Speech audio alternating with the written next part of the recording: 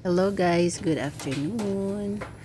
Dito po ako sa labas kasi itong brother ko po is mayroon pong leak yung water pipe niya. Ayun.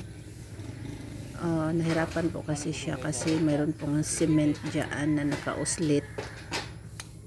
At mayroong leak dyan. Hindi naman masyadong malaki pero pag hindi hinahayaan yan, lalong lumalaki at lumalaki din po yung bill ng water. So, kailangan, maliit pa siya, kailangan ayusin na at kailangan na po siyang i-fix. Kailangan na po siyang lagyan ng temporary na rubber band at saka electrical tape po para mag-stop na po yung leak sa water pipe na hose. Ayan po, kailangan po niyang durugin po yung bato na may simento dyan para mabilis po siyang, para easy po niya, mapasok po niya po yung rubber band at saka electrical tape sa ilalim. Kaya kailangan makuha po yung nakauslit na ano yan, yung parang bato yan na nahalo na po sa simento. At nahirapan po siya kasi yung concrete nail lang po yung ginamit niya. Ayan po oh. So nakita po ninyo yung mayroong kunting basa-basa dyan sa pipe. Yun po yun. Yung blue pipe po yung sa kanya.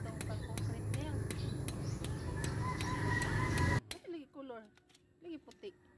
Puti na yun, nataya na. Ay, pinupinuhon na lang siguro na. Mahinaya lagi. Bagay kayo. Makuha na siya, pwede na ito bukpusan eh. Maano na dito. Wow, yan eh. Yung lugalo na ko na maigon eh, dako na problema noon. Dako gid. Wa man kay lugar.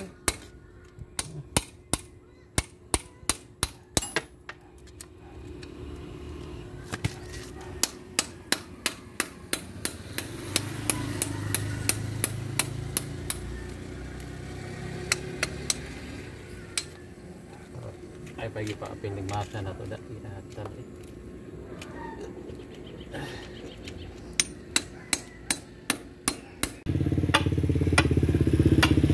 Ana na. Naputol na. Dali aram di ay.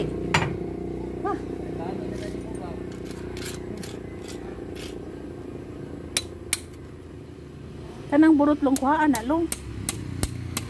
Basta nang karuwil o apila na lang na. Diha para makuha na imo ha. Di ayaw, yung protection na siya diha.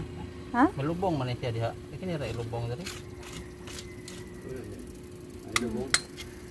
Di na ito ay na leaking. And ayan guys, tapos na po siya. Hindi ko na po nakita, hindi ko na po na-videohan po yung paglagay niya ng rubber band at saka electrical tape. So yun na po yun, temporary lang po yun kasi bukas isisimento pa niya yun. So maraming salamat.